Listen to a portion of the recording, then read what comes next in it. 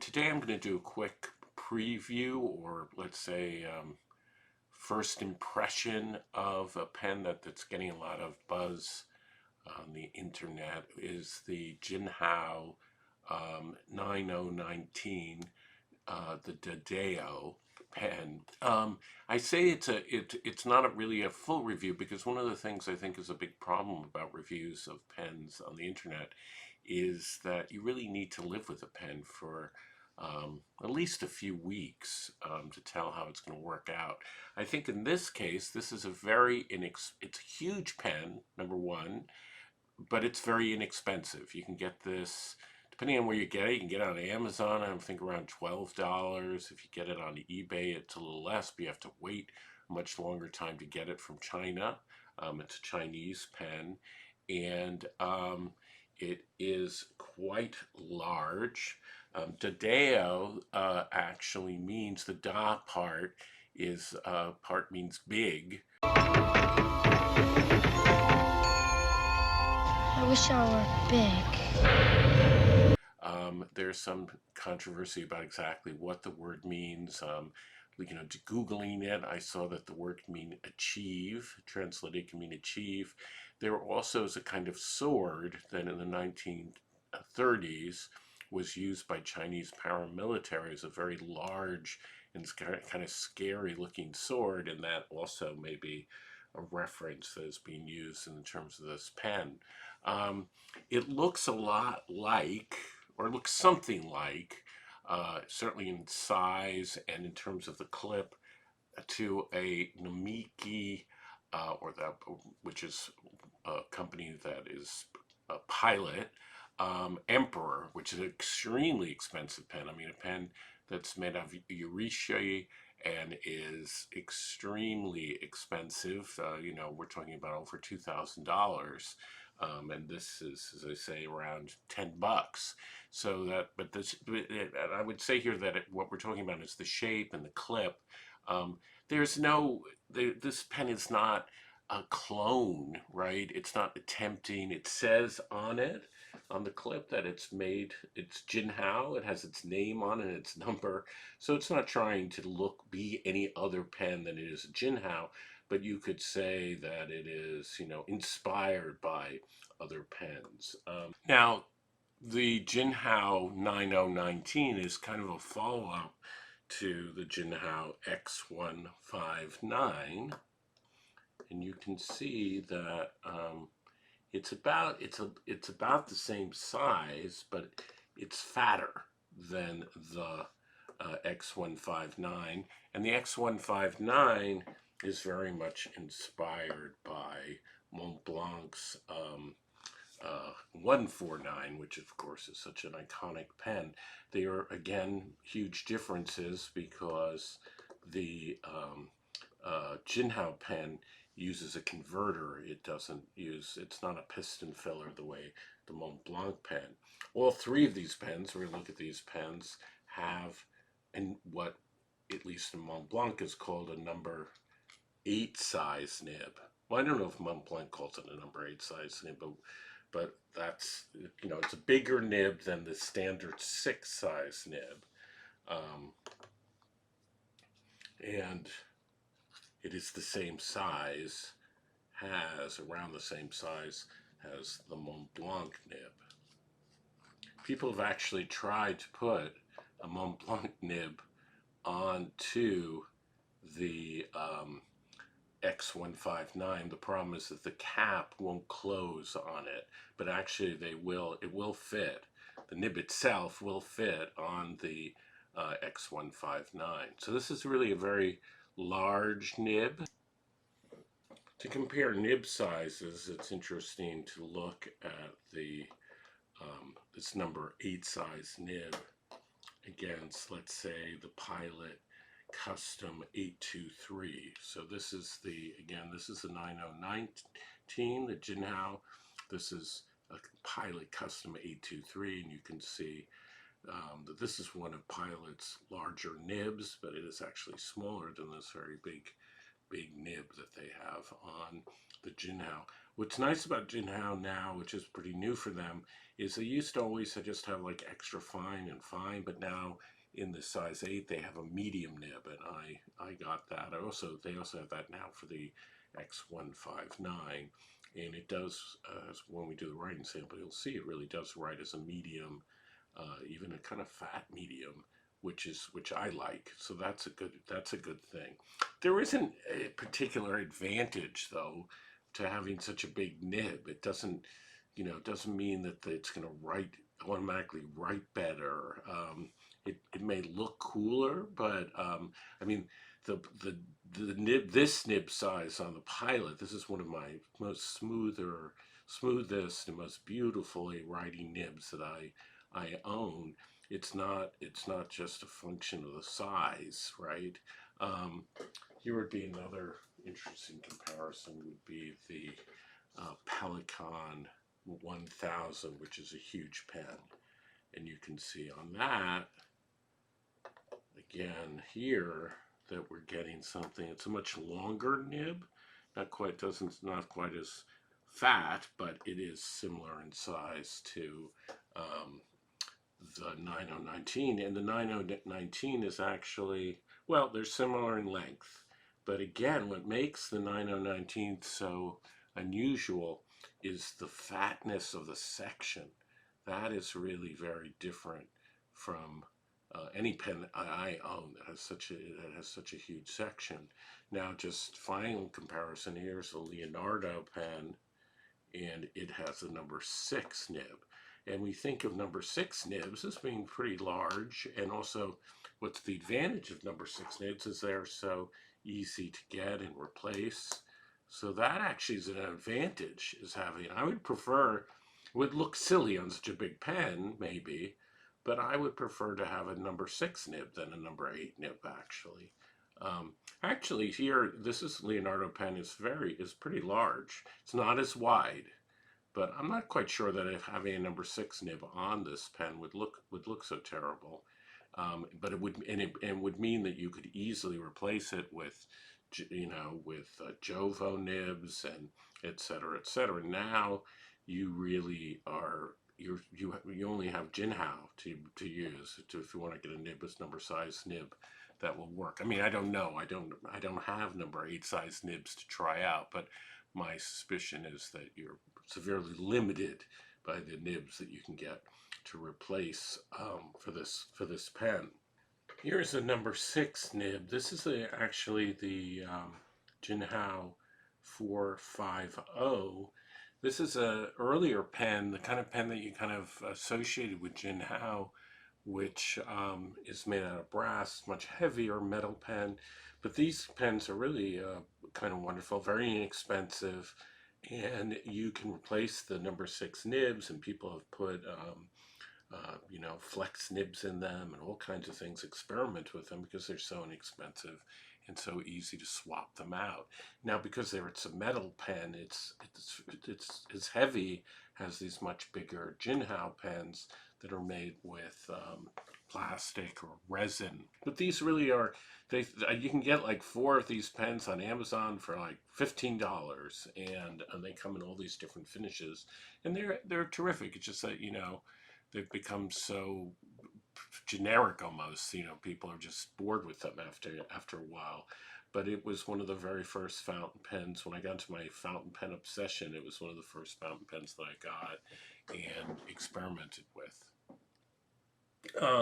The other exciting thing about this pen, though, and maybe something that's going to be happening in other Jinhao pens, is that it has a converter that is unusually large. And you can see what's nice in this demonstrator version of the 9019 is you get to see it in the window, but you can see this is a much larger converter than the converter on the X159. So here's the standard converter, and here is that you get on the X159, and this is the much bigger converter that you get on the 9019. So if you want to have a lot of ink in your pen but still use a converter, this is a great choice.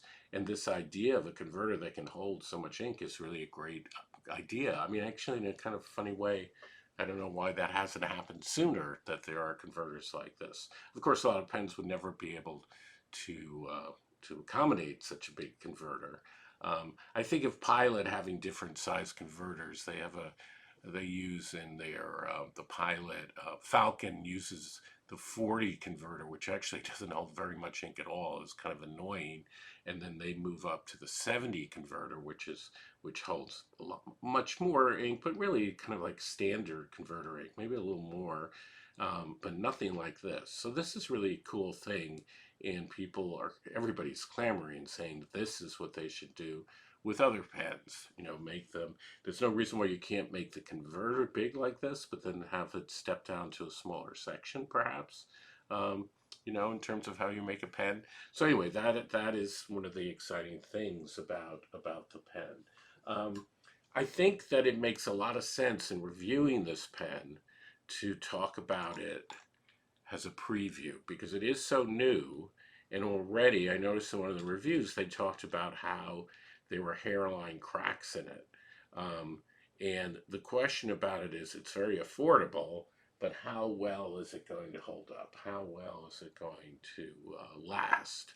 And in general, demonstrator pens are a little more fragile and more likely to crack, I think, than other types of pens, or so people say. So that's one thing to worry about. There are people saying that the clip has a very, very tight clip, right? And that there's a worry that that's going to cause cracking if you fiddle with this too much. So otherwise, though, it's very nicely done in terms of the feel of the pen.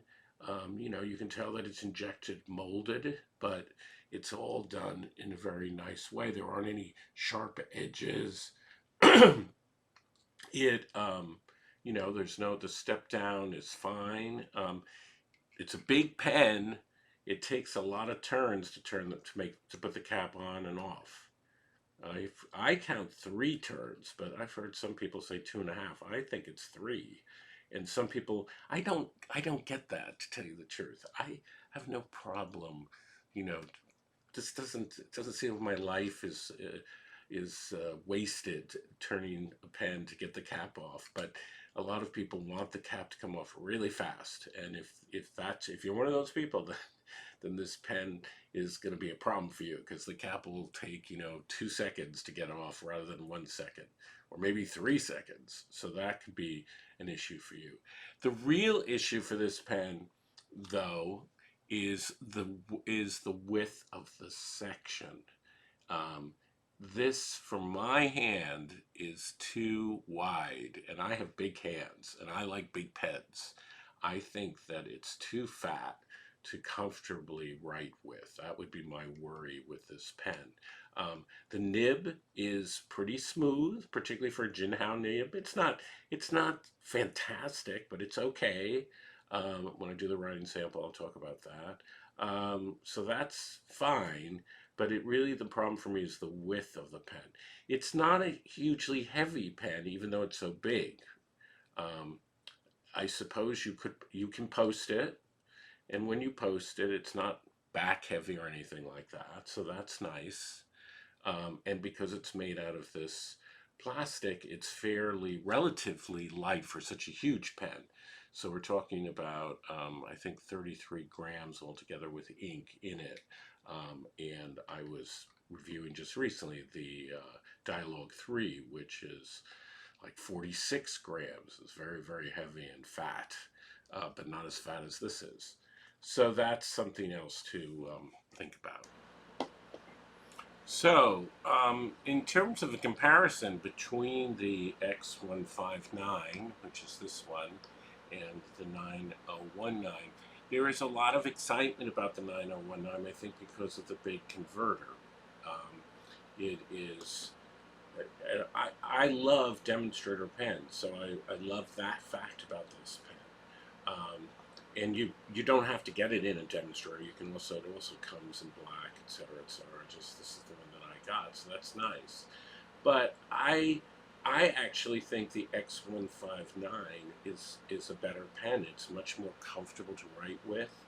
Um, I don't particularly feel like I need usually that so much ink in my converter. So, to me that's not such a huge issue. It's much more an issue of comfort. And so in terms of writing, and I suspect if I was going to draw with it, I would prefer the X159.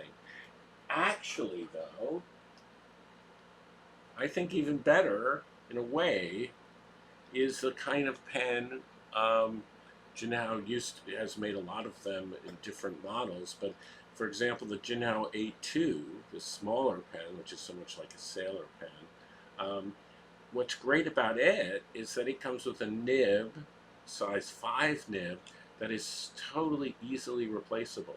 So you can take a pen like this and you can put a Jovo nib on it, and then you have a great pen for around $25 that is really terrific, and it comes in all these different colors, etc., etc. I've reviewed it at length, and I think that's much better, actually, than getting a pen with a big, huge nib that you can't replace, the number 8 nib.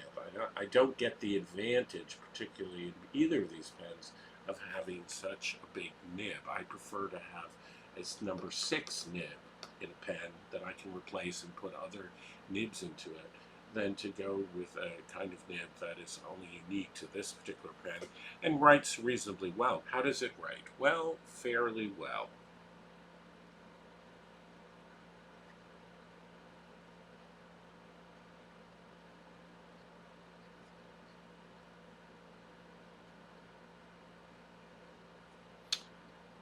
I have nice purple ink in this. It is the ink made by Pilot, or the Iro Shizuko line. Comes in the beautiful bottles.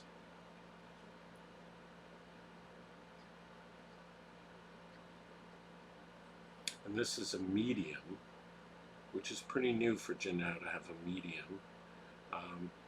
And it's pretty reasonably wet. The nib has no line variation to it. See, and that would be quite different from the beautiful Mont Blanc 14K nib that would have a lot of bounce, right? But it's kind of in a way disappointing. You have such this huge nib, and it doesn't really, to me, write significantly different from a size 6 nib or a size 5 nib in terms of Jinhao. Now, a lot of people seem to have having really great versions. The nib that came on the X159 that I have was smoother than this. This one has a bit of feedback, and I think needs a little work. It's okay, but it's not super great, and I would, if I could, if it was a number 6 nib, I would replace it with a $15 Jovo nib, and I would get a broad, right, because I like broads. But you can't do that because, number 8 nibs, you can't just go out and buy them. Anyway, the quick brown fox jumps over the lazy dog. It has a bit of a drag to it in terms of how it writes. And then the thing that really bothers me is that the section is way too fat. It actually wearies my hand just to write this little bit of stuff here. But, it does write, and in my experience with Chinese nibs, they always just write right out of, once you buy them, you clean them out. One thing that's interesting, two things. One thing is when you get this pen and you first write with it, or clean it out, you'll notice it has blue ink in it, just like Lamy, and that suggests that they test the nib. However, I think if they tested this nib, that they would have worked on it a little more. Two, some people in the reviews say that it comes in a nice box. Mine didn't come with a nice box, it just came in a little cellophane sleeve for around $12. So that may be different depending on who you buy the pen from. I've said already that it posts nicely. It feels good. I have had no problems with hairline cracks in it. The version that I got seems fine, but I think time will tell how long a pen like this will last. The nib is nice to look at. It's two-tone, it's big, it's pretty, but I wish it wrote a little better than this particular one. But other people may have better experience.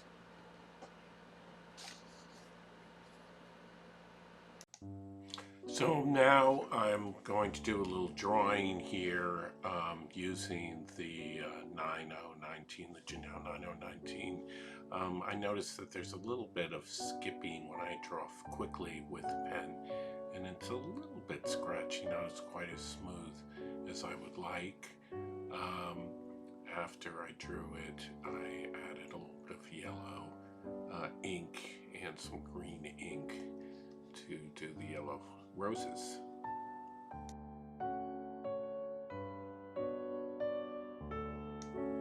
As always, if you find this review at all useful and you enjoy my drawings, please subscribe. That's the way to support the channel. See you next time.